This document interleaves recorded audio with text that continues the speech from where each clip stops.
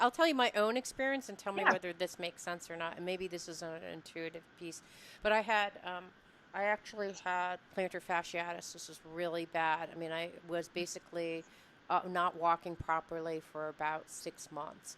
And during that time, it was so painful to put any pressure on my foot. And I had problems with my back and all these different things at Right. the same time.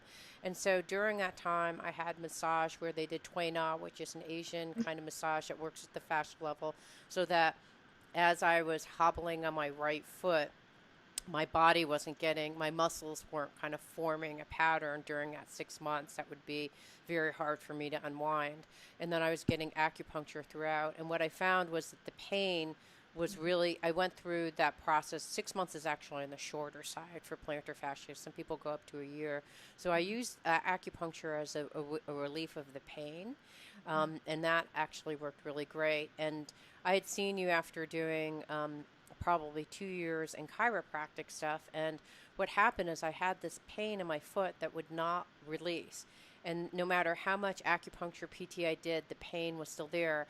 And I had this pain for about, uh, I would say, 2 months. And it wasn't until I had a session with you that the actual pain went away. So that was energetic. Oh. Yeah, and I would not have thought about, oh, it's Mhm. pain, which I'd found through the other practices. So it's a pain related thing. It's related to the inflammation. Energy needs to be released. And literally, when you put the needle in my wherever there were, I can't My remember what other the points. hand, probably. Yeah, it was like I literally felt like a current of energy just flowed through my feet. It was like, oh my God, thank goodness. Yay. And it released a whole bunch of different things. So I can see it's related to pain, but it's also could be related to emotion, all those Right. things that are stored in the body associated with that.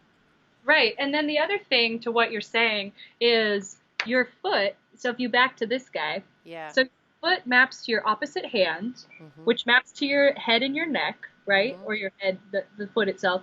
And then you can actually flip the leg and your upper thigh. Can you see that? Mm-hmm.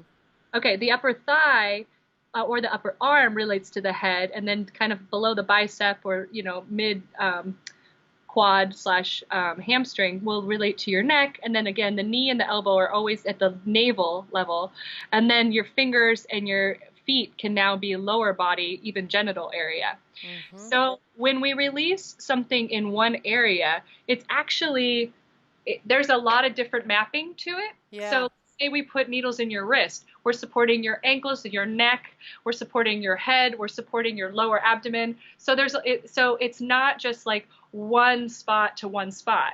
Mm-hmm. Yeah, it's interesting because I think that I remember when I went here, I was like, oh no, it's an issue with my neck, and you're like, I know, but they're all related. I'm like, what? So even though there are points that you're putting in different parts of my body, I think that that's because in Western medicine, it's like you break your arm, let's focus on the arm. No Right, one focuses on anything but the broken arm.